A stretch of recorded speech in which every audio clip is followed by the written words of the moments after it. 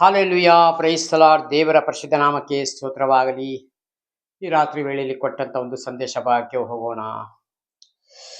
ಥೆಸಲೋನಿಕ ಬರೆದ ಮೊದಲನೇ ಪತ್ರಿಕೆ, ಅದರಲ್ಲಿ 4ನೇ ಅಧ್ಯಾಯ ವಾಕ್ಯ ಮೊದಲನೇ ವಚನದಿಂದ ಓದಿಕೊಡ್ರಿ. ಕಡೆ ಮಾತೇನೆಂದರೆ, ಹಾ. ಸಹೋದರರೇ, ನಾವು ಕರ್ತನಾದ ಯೇಸುವಿನ ಅಧಿಕಾರದಿಂದ ನಿಮಗೆ ಕೊಟ್ಟ ಆಜ್ಞೆಗಳನ್ನು ತಿಳಿದಿದ್ದೀರಷ್ಟೇ. ಹಾಲೆಲುಯಾ, ಸಾಕು. ಕಡೆ ಮಾತೇನೆಂದರೆ, ಸಹೋದರರೇ, ನಾವು ಕರ್ತನಾದ ಯೇಸುವಿನ ಅಧಿಕಾರದಿಂದ ನಿಮಗೆ ಕೊಟ್ಟ ಆಜ್ಞೆಯನ್ನು ತಿಳಿದಿದ್ದೀರಷ್ಟೇ. ದೇವರ ವಾಕ್ಯವನ್ನು ಸಾರುವಂತವನು, ಕೇಳುವಂತವನಿಗೆ ಇಲ್ಲಿ ದೇವರು ತೋರಿಸಿಕೊಡ್ತಾ ಇದ್ದಾರೆ. ಕಡೆ ಮಾತೇನೆಂದರೆ, ಸಹೋದರರೇ, ನೀವು ಇಲ್ಲಿಗೆ ಬಂದಿರೋ ಸಹೋದರರೇ, ನೀವು ಕರ್ತನಾದ ಯೇಸುವಿನ ಅಧಿಕಾರದಿಂದ ನಿಮಗೆ ಕೊಟ್ಟ ಆಜ್ಞೆಗಳನ್ನು, ಹಾಲೆಲೂಯಾ, ನಿಮಗೆ ದೇವರೊಂದು ಆಜ್ಞೆಗಳನ್ನ ಈಗ ಕೊಟ್ಟಿದ್ದಾರೆ, ಇದ್ರ ಪ್ರಕಾರನೇ ಜೀವಿಸ್ರಿ. ಇಷ್ಟು ಹಿಂದೆ ನಿಮಗೆ ಇದು ಗೊತ್ತಿರ್ಲಿಲ್ಲ, ಯಾಕಂದ್ರೆ ನೀವು ಆಲಯಕ್ಕೆ ಬರ್ತಿರ್ಲಿಲ್ಲ, ಪ್ರಾರ್ಥನೆ ಮಾಡ್ತಿರ್ಲಿಲ್ಲ, ದೇವರ ವಾಕ್ಯವನ್ನು ಕೇಳಲಿಕ್ಕೂ ನಿಮ್ಗೆ ಸಮಯ ಇರ್ಲಿಲ್ಲ. ಹಾಲೆಲೂಯಾ, ಈಗ ಬಂದಿದ್ದೀರಿ, ನನ್ನ ಆಜ್ಞೆಗಳನ್ನು ನಿಮಗೆ ತಿಳಿಸಿಕೊಡ್ತಾ ಇದ್ದೇನೆ. ನೀವು ಇದ್ರ ಪ್ರಕಾರನೇ ಜೀವಿಸಿ ಭೂಮಿ ಮೇಲೆ ವಾಕ್ಯವನ್ನು ಕೇಳ್ರಿ, ಜೀವಿಸ್ರಿ, ನನ್ನ ಹತ್ರ ಬನ್ರಿ. ಪರಲೋಕ ರಾಜ್ಯ ನಿಮ್ಮಂಥವ್ರದೇ. ಯಾರು ಅಂಗೀಕಾರ ಮಾಡಿ ಈ ವಾಕ್ಯದ ಮೇರೆಗೆ ಜೀವಿಸ್ತಾರೋ ಅವರಿಗೆ ಹೇಳಂತ ಮಾತಾಗಿದೆ. ಅಧಿಕಾರದಿಂದ ನಿಮಗೆ ಕೊಟ್ಟ ಆಜ್ಞೆಗಳನ್ನು ತಿಳಿದಿದ್ದೀರಷ್ಟೇ. ಹಾಲೆಲೂಯಾ. ನೀವು ಹೇಗೋ ನಡೆದು ದೇವರನ್ನು ಮೆಚ್ಚಿಸಬೇಕು. ನೀವು ಹೇಗೆ ನಡೆದು ದೇವರನ್ನು ಮೆಚ್ಚಿಸಬೇಕು ಅದನ್ನು ನಮ್ಮಿಂದ ಕಲಿತುಕೊಂಡು, ಯಾರಿಂದ ಕಲಿತುಕೊಂಡು? ದೇವರಾತ್ಮನಿಂದ ಕಲಿತುಕೊಂಡು, ಈ ಭೂಮಿ ಮೇಲೆ ಸೇವಕರ ಮುಖಾಂತರ ಕಲಿತುಕೊಂಡು ನೀವು ದೇವರಾತ್ಮನ ನಮಗೆ ತಿಳಿಸಿಕೊಡ್ತಾರೆ. ಆ ವಾಕ್ಯವನ್ನು ನಾವು ನಿಮಗೆ ತಿಳಿಸಿಕೊಡ್ತೇವೆ. ಅದ್ರ ಪ್ರಕಾರನೇ ಅದರಂತೆ ನಡೆಯುತ್ತಲೇ, ಹಿಂಗೇನು ನಡೆದ್ಬಿಟ್ಟು ಹಿಂಗ್ ಕೇಳ್ಬಿಟ್ಟು ಹೋಗೋದಲ್ಲ, ಅದರಂತನೇ ನಡೆಯುತ್ತಲೇ ಇದ್ದೀರಿ. ಹಾಲೆಲೂಯಾ. ಈಗ ವಾಕ್ಯವನ್ನು ಕೇಳಿ, ಈಗ ಆಶೀರ್ವಾದ ಶಾಪವನ್ನು ಎರಡನ್ನು ದೇವರು ತೋರಿಸಿಕೊಟ್ಟಿದ್ದಾರೆ. ನೀವು ಆಶೀರ್ವಾದ ಹುಡುಕಿ ಆಶೀರ್ವಾದದ ಹಿಂದೆ ಹೋಗುವಾಗ ಅದನ್ನ ನೀವೇನ್ ಮಾಡ್ತಿದ್ರಂತೆ? ದೇವರ ವಾಕ್ಯವನ್ನು ಧ್ಯಾನ ಮಾಡಿ ಹಿಂದ್ಗಡೆ ಹೋಗ್ತಾ ಇದ್ದೀರಿ ಅಂತ ಅರ್ಥ. ನೀವು ಕೆಲಸಕ್ಕೆ ಹೋಗುವಾಗ್ಲೂ ಅಷ್ಟೇ, ಇರುವಾಗ್ಲೂ ಅಷ್ಟೇ, ಮನೇಲಿ ಕೂತಿರುವಾಗ, ಮಲಗುವ ಯಾವ ಸಮಯದಲ್ಲಾದ್ರೂ ನಿಮ್ಮ ಮನಸ್ಸು ದೇವರ ಕಡೆ ಇರಬೇಕು. ನೀವು ಯೋಚನೆ ಮಾಡೋದಲ್ಲ, ದೇವರಿಗೆ ಇಷ್ಟವಾಗಿರಬೇಕು. ಹಾಲೆಲೂಯಾ. ಅವಾಗ ನೀವು ದೇವರಿಗೆ ಹಿಂಬಾಲಿಸ್ಕೊಂಡು ಹೋಗ್ತಾ ಇದ್ದೀರಿ ಅಂತ ಅರ್ಥ. ಬೇರೇನೂ ಅಲ್ಲ. ಇಲ್ಲಿ ಕೇಳ್ಬಿಟ್ಟು ಬಂದ್ಬಿಟ್ಟು ಕಾಣಿಕೆ ಕೊಟ್ಟು ದಶಂಭಾಗ ಕೊಟ್ಬಿಟ್ಟು ಇಲ್ಲಿ ಹೋಗ್ಬಿಟ್ಟು ಭಾನುವಾರ ಮತ್ತು ಸೋಮವಾರದಿಂದ ಸ್ಟಾರ್ಟ್ ನಮ್ದು. ಮುಂದಿನ ಭಾನುವಾರ ಅಲ್ಲ, ಮತ್ತೆ ಹೋಗಿ ಡ್ರೆಸ್ ಗಿಸ್ ಮಾಡಿ ಸ್ನಾನ ಮಾಡಿ ಸ್ವಲ್ಪ ಸೆಂಟು ಪೌಡರ್ ಹಾಕೊಂಡು ಹೋಗಿ ಚರ್ಚಲ್ಲಿ ಕುತ್ಕೊಂಡ್ಬಿಟ್ಟು ಎದ್ದು ಬಂದ್ಬಿಟ್ರೆ ಮುಗೀತು. ಅಲ್ಲಿ ಆ ತರ ಇಲ್ಲಿ ಬರ್ದಿಲ್ಲ, ಆ ತರ ದೇವ್ರು ಕರ್ದಿಲ್ಲ. ಹಾಲೆಲೂಯಾ. ದೇವರು ಕರೆದಿರೋದು, ನೀನು ಯಾವಾಗ ನನ್ನ ಕಡೆ ಮನವರಿಗೆ ತಿರುಗಿಕೊಂಡು ಬಂದಿದ್ಯೋ, ನನ್ನ ಆಶೀರ್ವಾದ ನಿನ್ನ ಕುಟುಂಬದ ಮೇಲೆ, ನಿನ್ನ ಮೇಲೆ ಇದೆಯೋ, ನೀವು ಅಲ್ಲಿ ತನಕ ನನ್ನನ್ನೇ ಹಿಂಬಾಲಿಸ್ಬೇಕು. ಹಾಲೆಲೂಯಾ. ದೇವರನ್ನ ಬಿಟ್ಟು, ದೇವ್ರು ಹೇಳ್ತಾರಲ್ಲ, ನನ್ನನ್ನು ಬಿಟ್ಟು ನೀವು ಏನೂ ಮಾಡಲಾರ್ರಿ. ಹಾಲೆಲೂಯಾ. ಏನ್ ಮಾಡ್ತೀರಿ? ನಾವು ದೇವ್ರನ್ನ ಬಿಟ್ಟು ಏನ್ ಮಾಡಕ್ಕಾಗ್ತದೆ ನಮ್ಮ ಕೈನಲ್ಲಿ? ದೇವ್ರು ಹೇಳ್ತಾರೆ, ಒಂದು ಕೂದಲು ಬೆಳ್ಳಗಾಗಲಿ ಕಪ್ಪುಗಾಗಲಿ ನೀವು ಮಾಡಲಾರಿರಿ. ಹಾಲೆಲೂಯಾ. ಒಂದು ಕೂದಲು ನಿಮ್ಮ ತಲೆಯಿಂದ ಬೀಳುದಾದ್ರೆ ಅದು ಎಣಿಕೆ ಇದೆ ಅಂತೆ. ದೇವರ ಅಪ್ಪಣೆ ಇಲ್ಲದೆ ಒಂದು ಕೂದಲು ಬೀಳುವುದಿಲ್ಲ, ಎಲ್ಲ ಎಣಿಕೆ ಆಗಿದೆ. ನಮಗಿವತ್ತು ಎಷ್ಟು ಲಕ್ಷ ರೂಪಾಯಿ ಕೊಟ್ಟರು ತಲೆ ಕೂದಲು ಎಣಿಕೆ ಮಾಡಕ್ಕಾಗ್ತದ? ದೇವರಿಗೆ ಸ್ತೋತ್ರ. ದೇವರು ಎಲ್ಲವನ್ನು ಲೆಕ್ಕ ಇಟ್ಟಿದ್ದಾರೆ. ಹಾಲೆಲೂಯಾ. ನೀವು ಹಾಗೆ ಇನ್ನೂ ಹೆಚ್ಚಾಗಿ ನಡೆಯಬೇಕೆಂದು ನಿಮ್ಮನ್ನು ಬೇಡಿಕೊಂಡು ಯೇಸು ಕ್ರಿಸ್ತನಲ್ಲಿ ಪ್ರಬೋಧಿಸ್ತೇನೆ. ನೋಡು, ಹಾಲೆಲೂಯಾ. ಕಂಡ್ಬಿಡು. ನೋಡು, ನೀವು ಇನ್ನು ಹೆಚ್ಚಾಗಿ ನಡೆಯಬೇಕೆಂದು ನಿಮ್ಮನ್ನು ಬೇಡಿಕೊಂಡು ಯೇಸು ಕ್ರಿಸ್ತನಲ್ಲಿ ಪ್ರಬೋಧಿಸ್ತೇನೆ. ದೇವರ ವಾಕ್ಯದ ಮುಖಾಂತರ ನಿಮಗೆ ನಾನು ಪ್ರಬೋಧನೆ ಮಾಡ್ತಾ ಇದ್ದೇನೆ. ನೀವಿನ್ನು ಹೆಚ್ಚಾಗಿ ದೇವರಲ್ಲಿ ಬೆಳಿಬೇಕು ಅಂತ ದೇವರು ತಾನೇ ವಾಕ್ಯದ ಮುಖಾಂತರ ತಿಳಿಸಿಕೊಡ್ತಾ ಇದ್ದಾರೆ. ಮತ್ತೊಂದ್ಸಲ ಓದಪ್ಪ. ನೀವು ಹಾಗೆ ಇನ್ನು ಹೆಚ್ಚಾಗಿ ನಡೆಯಬೇಕೆಂದು ನಿಮ್ಮನ್ನು ಬೇಡಿಕೊಂಡು ಯೇಸು ಕ್ರಿಸ್ತನಲ್ಲಿ ಪ್ರಬೋಧಿಸ್ತೇನೆ. ವಾಕ್ಯವನ್ನ ನಿಮಗೆ ಪ್ರಬೋಧನೆ ಮಾಡ್ತಾ ಇದ್ದೇನೆ. ನೀವಿನ್ನು ಹೆಚ್ಚಾಗಿ ಬೆಳಿಬೇಕು ಅಂತ ದೇವರ ಚಿತ್ತ ಆಗಿದೆ. ಪವಿತ್ರ ಆತ್ಮರು ನಿಮ್ಮ ಸಂಗಡ ಇರುವಾಗ ನೀವು ದೇವರಲ್ಲಿ ಭಯ ಭಕ್ತಿಯಿಂದ ಬದುಕಬೇಕು ಈ ಭೂಮಿ ಮೇಲೆ. ಹಾಲೆಲೂಯಾ. ದೇವರ ಚಿತ್ತವೇನೆಂದರೆ ದೇವರ ಚಿತ್ತವೇನೆಂದರೆ ನೀವು ಶುದ್ಧರಾಗಿ ಆ ಇರಬೇಕೆಂಬುದೇ. ನೀವು ಶುದ್ಧರಾಗಿರಬೇಕೆಂಬುದೇ ದೇವರ ಚಿತ್ತ. ಹಾಲೆಲೂಯ. ಶುದ್ಧರಂದ್ರೆ ಏನು? ಸ್ನಾನ ಮಾಡಿ ಒಳ್ಳೆ ಬಟ್ಟೆ ಹಾಕುವುದಲ್ಲ. ನಿಮ್ಮ ಒಳಗಡೆ ಶುದ್ಧಿತನ ಇರಬೇಕು. ಕಪಟ ಮಾತುಗಳು ಇರಬಾರದು, ಕಪಟ ಜ್ಞಾನ ಇರಬಾರದು, ಕಪಟ ಮತ್ತೊಂದು ಏನು ಇರಬಾರದು. ದೇವರಿಗೆ ವಿಧೇಯನಾಗಿ ನಾವು ನಡಿಬೇಕು. ದೇವರನ್ನು ನೋಡುವಾಗ ಇವನ್ನೆಲ್ಲ ನಮಗೆ ಯಾವುದು ಬರುವುದಿಲ್ಲ. ಹಾಲೆಲೂಯ. ಕಣ್ಬಿಡು, ಆ ಕಡೆ ಕೂತ್ಕೋ. ಇರಬೇಕು. ಅದರಿಂದ ಆಧಾರಕ್ಕೆ ದೂರವಾಗಿರಬೇಕು. ಆಧಾರಕ್ಕೆ ದೂರವಾಗಿರಬೇಕು. ದೇವರನ್ನ ಅರಿಯದ ಅನ್ಯ ಜನಗಳಂತೆ ಕಾಮಾಭಿಲಾಷೆಗೆ ಒಳಪಡಿಸಿದೆ. ನಿಮ್ಮಲ್ಲಿ ಪ್ರತಿಯೊಬ್ಬನು ಪವಿತ್ರವಾದ ಮನಸ್ಸಿನಿಂದಲೂ ಘನತೆಯಿಂದಲೂ ಧರ್ಮಪತ್ನಿಯನ್ನು ಸಂಪಾದಿಸಿಕೊಳ್ಳಬೇಕು. ಹಾಲೆಲೂಯ. ಈ ಲೋಕದಲ್ಲಿ ಅನ್ಯಾಯಗಾರರು, ಮಾಟಗಾರರು ಇವೆಲ್ಲ ಇದಾರಲ್ಲ, ಇದ್ರ ಮಧ್ಯದಲ್ಲಿ ವ್ಯಭಿಚಾರ ಮಾಡಬಾರದು. ವ್ಯಭಿಚಾರ ಮಾಡಿದವನಿಗೆ ದೇವರು ಕ್ಷಮಿಸುವುದಿಲ್ಲ. ಆದರೆ ದೇವರ ವಾಕ್ಯವನ್ನು ತಿಳಿದೇ ಇದ್ದಂಥವರು ಆ ರೀತಿ ಮಾಡಿ, ಸ್ವಾಮಿ ನನ್ನ ತಪ್ಪುಗಳನ್ನು ಕ್ಷಮಿಸು ಅಂತ ಹೇಳಿದರೆ ದೇವರು ಕ್ಷಮಾಪಣೆ ಮಾಡುತ್ತಾರೆ.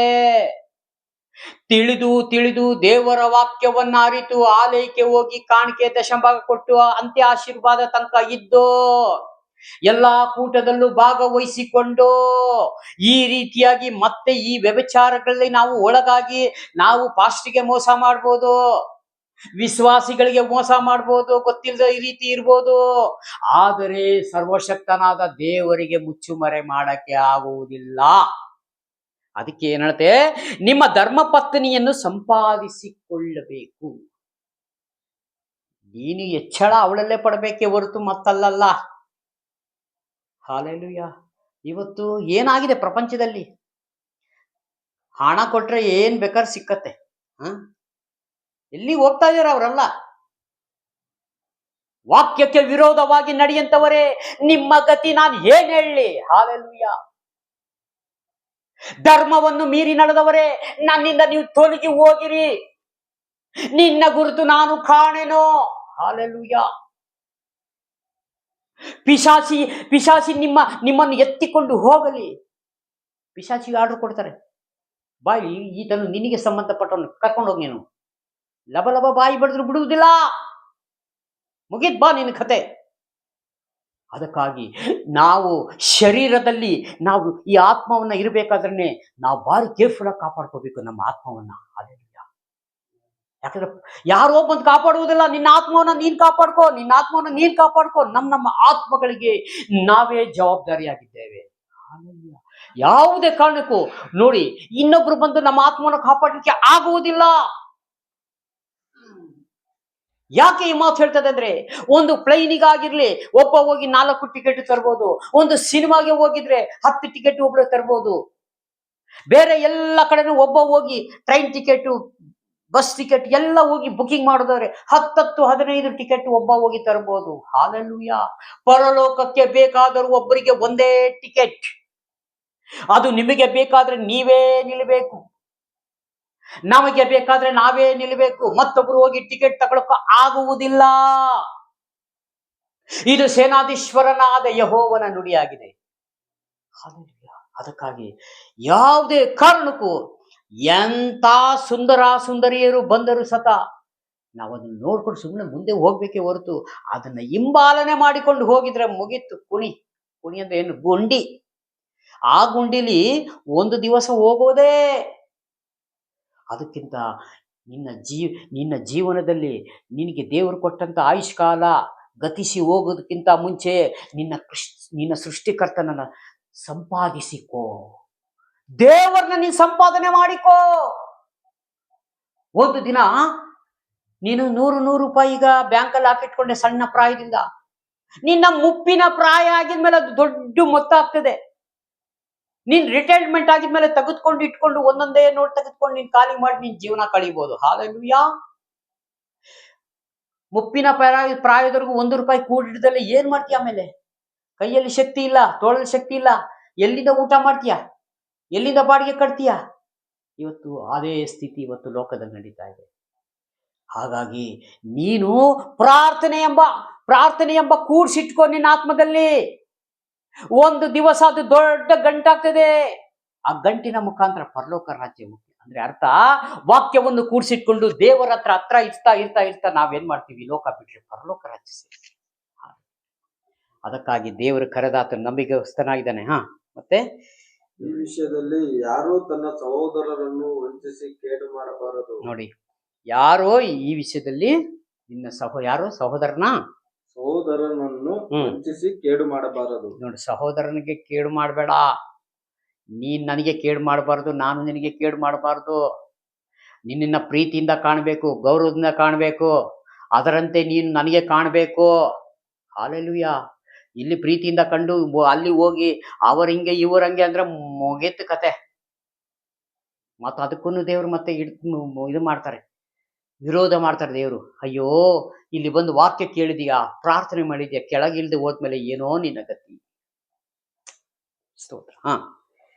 ನಾವು ಮುಂಚೆ ತಿಳಿಸಿ ನಿಮಗೆ ಖಂಡಿತವಾಗಿ ಹೇಳಿದ ಪ್ರಕಾರ ಇವೆಲ್ಲವುಗಳ ವಿಷಯದಲ್ಲಿ ಕರ್ತನು ಮುಯ್ಯಿಗೆ ಮುಯ್ಯಿ ತೀರಿಸುವನಾಗಿದ್ದಾನೆ. ನೋಡ್ದಾ ಏನಂತೆ? ಹಾಲೆಲೂಯಾ. ಇವೆಲ್ಲ ವಿಷಯಗಳು ಒಳ್ಳೆದಕ್ಕೆ ಕ್ಷಮಾಪಣೆ ಇದೆ. ಕೇಡು ಬಗೆಯುವವನಿಗೆ, ಸಹೋದರನಿಗೆ ಕೇಡು ಬಗೆಯುವವನಿಗೆ ಏನಂತೆ? ಮುಯ್ಯಿಗೆ ಮುಯ್ಯಿ ತೀರಿಸೋನಾಗಿದ್ದಾನೆ ದೇವರು. ಯಾರಿಗೂ ಬಿಡಲ್ಲ. ಈ ಭೂಮಿ ಮೇಲೆ ಒಂದು ನರ ಪ್ರಾಣಿಗೂ ದೇವರು ಬಿಡುವುದಿಲ್ಲ. ಇದನ್ನ ನೆನೆಸಿದಾಗ ನನ್ನ ಆತ್ಮ ಹೆದರಿಕೆ ಆಗ್ತದೆ. ಅಪ್ಪ, ಪ್ರತಿ ದಿವಸವೂ ಸಾವಿಗೆ ಒಂದೊಂದು ದಿವಸ ನಾವು ಹತ್ರ ಆಗ್ತಾ ಇದ್ದೇವೆ.